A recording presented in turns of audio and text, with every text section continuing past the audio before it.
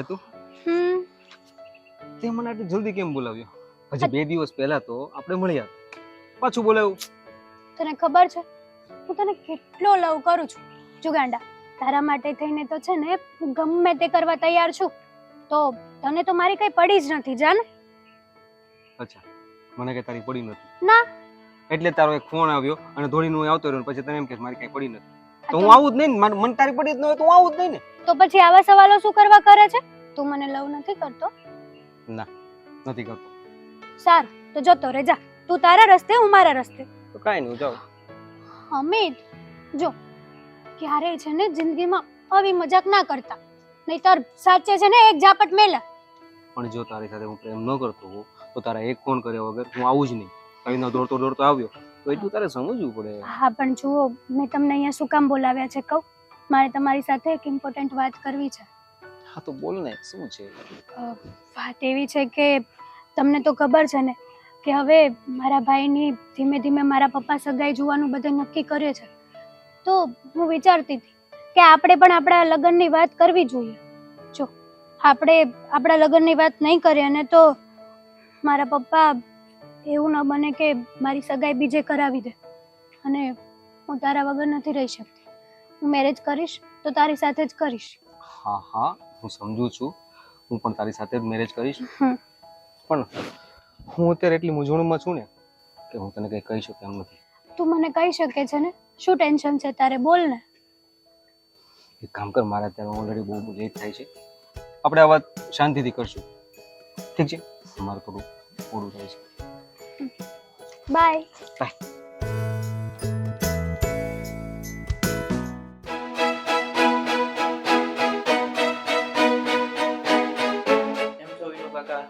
અરે આવ ભેલા, બહુ દિવસે આજે દેખાણો ને.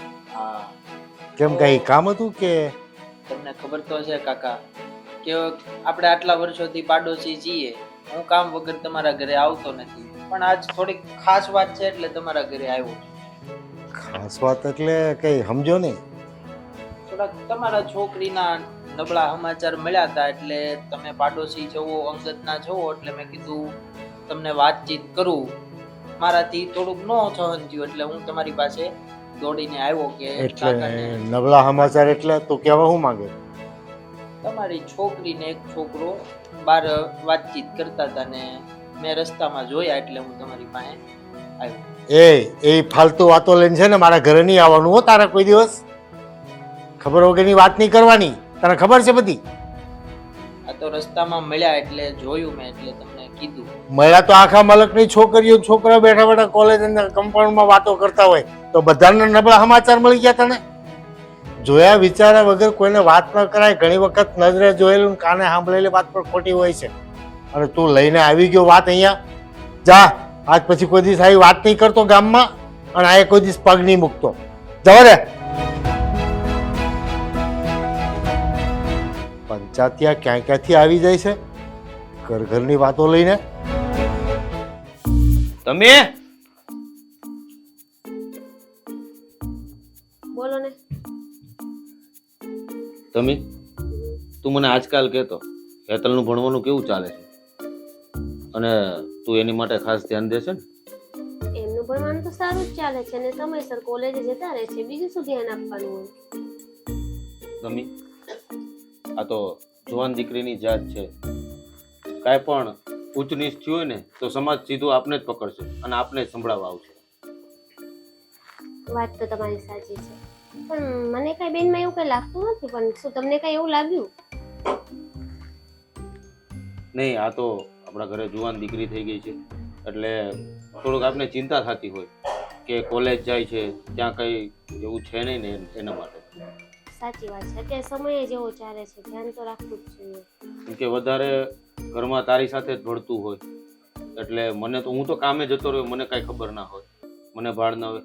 વધારે તારી સાથે ભળતો એટલે તને ખબર હોય કે કંઈ હોય તો જણાવી દેવાનું. ના ના, એવું કશું લાગતું નથી, અને લાગશે તો હું તમને જરૂરથી કહીશ. કંઈ નહીં, એવું લાગે તો એકવાર હેતલ આવે તો પૂછી લેજે, જેથી કરીને આપણો જે શંકા છે એ દૂર જાય. કઈ વાંધો નહીં, હું પૂછી લઈશ. તમે એમની ચિંતા ન કરશો, અને સારું તમે ફ્રેશ થઈ જાઓ, બાકી હું જમવાનું. હા. હેતલ, હા પપ્પા બેસ, કામ છે. બોલો શું કામ છે? આપણી સોસાયટીમાં ઓલો વિકાસ રહે ને, આ પાછળની બજારમાં. હા ઓળખું છું ને સારી રીતે, પેલો ટીકો કરે છે જ ને? હા, ઓકે બોલો.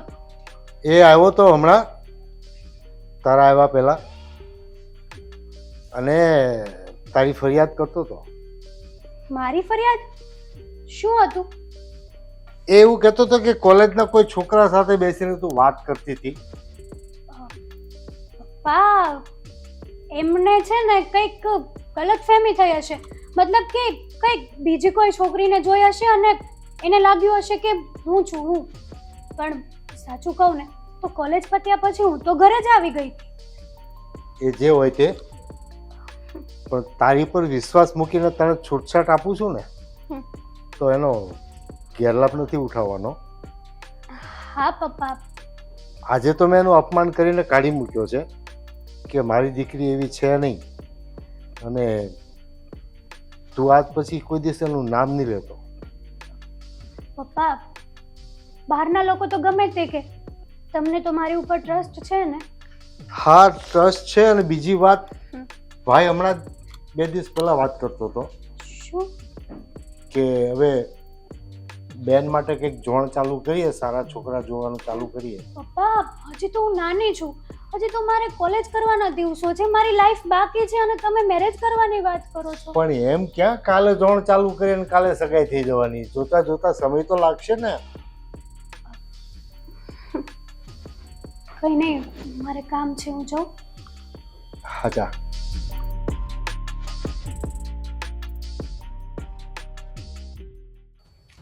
અમિતને ક્યારના બોલાવ્યા છે, હજી સુધી આવ્યા નહીં. ખબર નહીં આટલી બધી વાર કેમ લગાડતા હશે.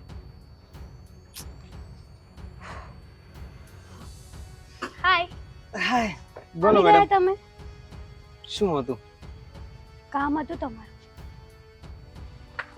પણ તો મોઢામાંથી કંઈક બકને, શું કામ હતું? મને ખબર છે કામ છે એટલે ત્યાં બોલાવ્યો, નકર તું કઈ એમ તો આરતી ઉતારવા બોલાવવાની છો? અમિત આવી વાત કેમ કરો છો તમે? આ જ્યારે હું તમને આપણા લગ્નની વાત કરું છું ને, ત્યારે તમે એ વાતને વચ્ચેથી કાતર મૂકો છો. હવે આ વાત તમારે પૂરી સાંભળવી પડશે. પણ તું જ્યારે હો ને ત્યારે લગ્ન લગ્ન લગ્ન, તું મારી સિચ્યુએશન સમજ. હું તને એમ નથી કહેતો કે હું તને લવ નથી કરતો. અરે તું તો મારો કાળજાનો કટકો છો, તું મારું જીવ છો. પહેલા મારી વાત સાંભળી લો, પછી તમારે જે લેક્ચર આપવો હોય ને આપજો. જો મારા પપ્પાએ મારા બીજે લગ્ન કરાવવાનું નક્કી કરી નાખ્યું છે, એટલે હું નથી ઈચ્છતી કે હું તમારી સિવાય બીજા કોઈ જોડે મેરેજ કરું. તમારી જોડે મેરેજ નહીં થાય ને તો હું મરી જઈશ, પણ મેરેજ તો તમારી જોડે જ કરીશ. ના હે તું એવું ના બોલ. તો પછી તમે મારા પપ્પા સાથે વાત કેમ નથી કરતા? તમને કેટલી વાર કીધું છે, પણ નહીં, તમારે મારી કોઈ વાત માનવી જ નથી.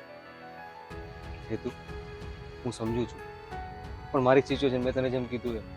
મેં કેટલી વાર અઠવાડિયે- પૂછ્યું તમને કે તમે તમારી પ્રોબ્લેમ કહો. તારે સાંભળવું છે ને બોલો. તો સાંભળ. અત્યારે મારે બિઝનેસમાં બહુ લોસ થયો છે. હું ઈચ્છું છું કે પહેલા હું બિઝનેસમાં સેટ થાઉં, પછી હું તારા પપ્પા પાસે આવીને તારો હાથ માંગુ. કેમ કે હજી હું બિઝનેસમાં સેટ નથી. તારી સાથે લગ્ન કરીને પછી હું નથી ઈચ્છતો કે તું રખડી પડે અને આપણે બંનેનું થોડું પ્રોબ્લેમ થાય. જો એટલે જો એમાં એવું છે, મારે અત્યારે છે ને 5 લાખની જરૂર છે. જો 5 લાખ રૂપિયા મળી જાય ને તો મારે છે ને બધું સેટ થઈ જાય એમ છે. તમારે તમારી જાત મહેનતથી તો બિઝનેસમાં સેટ કરતા કેટલો સમય વીતી જશે. ત્યાં તો મારા પપ્પા મારા બીજે સગાઈ પણ કરાવી દેશે. તમારે પૈસાની જરૂર છે, હું તમને પૈસા આપીશ. મેં પહેલાં પણ કીધું અને હજી પણ કહું છું કે તમારા માટે તો હું જીવ દેવા પણ તૈયાર છું. તો આ તો પૈસાની વાત છે, નોર્મલ વાત છે ને. 5 નહીં, હું તમને 10 લાખ આપીશ, પણ તમે ફટાફટ તમારો બિઝનેસ સેટ કરો અને ફટાફટ મારા પપ્પાને આપણા મેરેજની વાત કરો. ચોક્કસ. ઓકે હેતુ, થેન્ક યુ સો મચ. તો જઈએ આપણે. હા.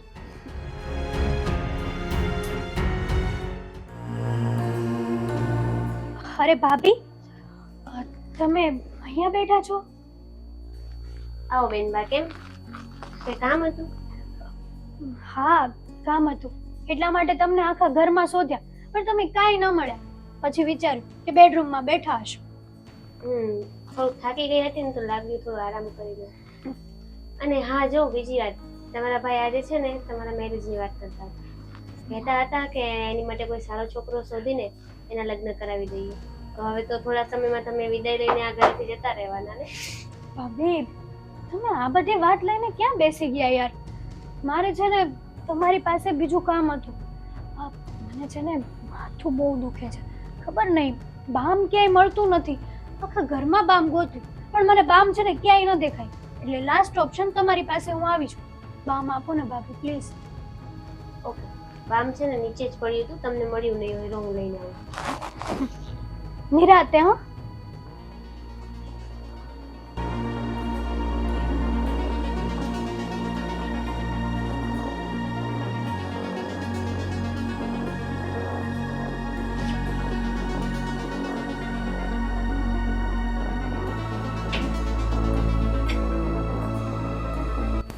કોઈ આવતું તો નથી.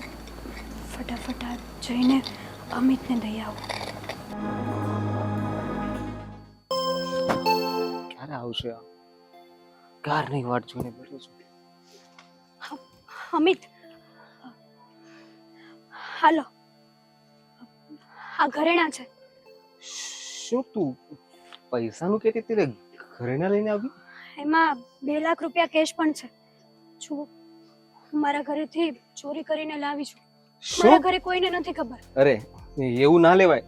અમિત, લઈ લો, તમને મારી કસમ છે. પણ ના, તું કસમ દે છો બરાબર છે, પણ આ વસ્તુ ચોરી નહીં કહેવાય, વસ્તુ ના લેવાય. એવું પૂછું, બિઝનેસમાં હું કેવી રીતે આગળ વધીશ? જો મારે તમારી સાથે મેરેજ કરવા હોય ને તો હા, એક જ રસ્તો છે. બીજો મારી પાસે કોઈ રસ્તો નથી. જો મેં તમારી ઉપર ખૂબ જ વિશ્વાસ કર્યો છે. મારા ઘરના કરતાં પણ વધારે ટ્રસ્ટ તમારી ઉપર કર્યો છે. તમે મારી સાથે દગો તો નહીં કરો ને? અરે ગાંડી, તારી ઉપર પૂરો વિશ્વાસ છે અને હું કોઈ દિવસ તારો વિશ્વાસ તોડીશ નહીં.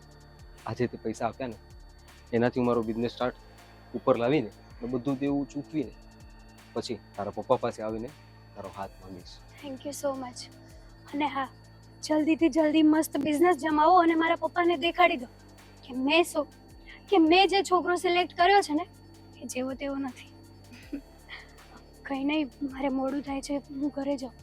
પ્લીઝ કોઈને કહેતા નહીં. હા, અરે તું ટેન્શન ના લેજો. હું છે ને પછી આપણે 4 વ્હીલ પણ લેવાની છે. કેમ કે હું તને એટલા માટે કહેતો હતો, જો મારી પાસે કંઈ બિઝનેસમાં વ્યવસ્થિત હોય નહીં તો હું તને શું લઈ દઉં. પછી તારી જરૂરિયાત પણ બધી મારે પૂરી કરવી પડે. 4 વ્હીલ છે, તારે ઘરેણા પણ જોઈએ. આ બધા ઘરેણા હું તને તારા સહી સલામત આપીશ અને પછી હું તને 10 તોલાનો હાર કરીને ના, દઈશ. મને તો બસ ખાલી તમે જોઈએ છે. કંઈ નહીં, મારે મોડું થાય છે, કોક જોઈ જશે. ચલો, બાય. By, love you. ચાલો, તારે મારું કામ થઈ ગયું. રીમા મેડમ, આ નંબર તમારો ડિલીટ. તને ખબર નથી તારા જેવી કેટલી છોકરીઓને મારી પ્રેમના જાળમાં ફસાવીને પૈસા પણ આવ્યા છે. અરે આનાથી યાદ આવ્યું, મારી જાનુડીને મળવાનું તો રહી જ ગયું. આ તો ઠીક છે, ચાલો ચાલો. અમિતને ક્યારની ફોન કરું છું, કેમ ફોન નથી ઉપાડતા?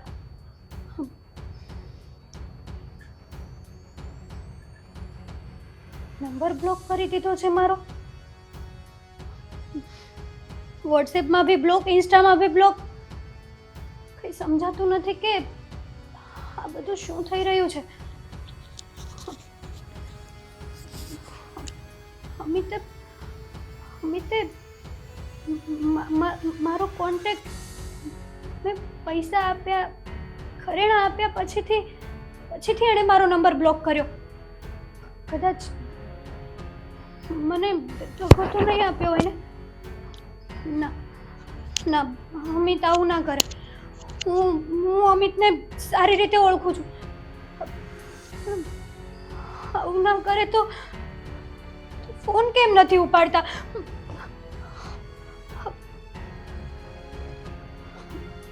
ના બને, હાઉ ના બને. અમિત અમિત અમિત મને દગો ના દઈ શકે.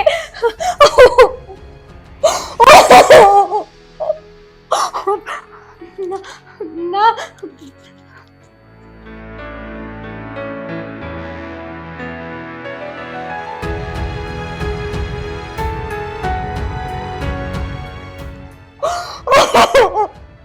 શું થયું? કેમ રડે છે? તમે શું થયું બેન? કેમ? પેલા તો તમે સાવ શાંત થઈ જાઓ. શું થયું? શું પેલા તો એક કહો. બેસી જાઓ. કઈ વાત કરે તો ખબર પડે ને શું થયું છે એમ. પપ્પા, આપણા ઘરમાં ચોરી થઈ છે. મારા એક પણ ઘરેણા કબાટમાં નથી. શું વાત કરે છે? આ શું વાત કરે છે? સાચી વાત છે ભાભી. ભાભી જે કહે છે ને એ એકદમ સાચું છે. તિજોરીમાંથી પૈસા અને ઘરેણા મેં જ ચોરી કર્યા હતા.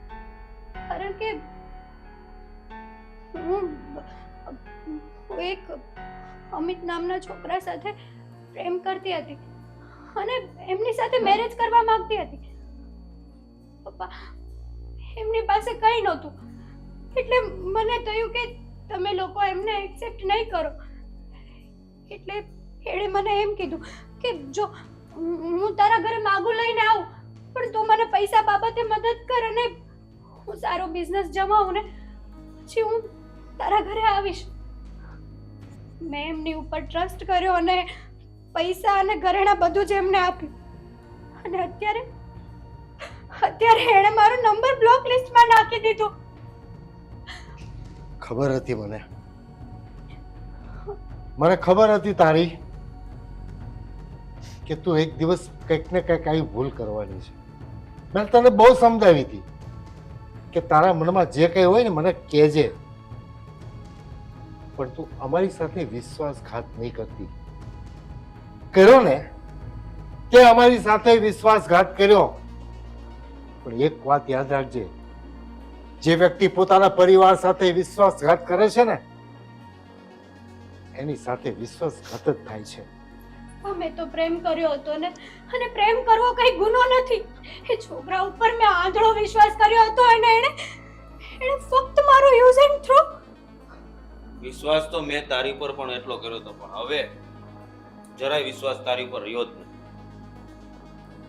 સાચી વાત છે. તમારા ભાઈએ પણ મને ચેતવી હતી, પણ મને શું ખબર કે આ વાત સાચી હશે.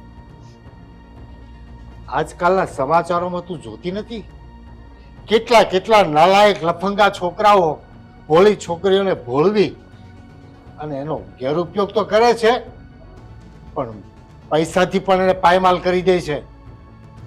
અને એક અજાણ્યા છોકરા પર આટલો વિશ્વાસ કરી દીધો.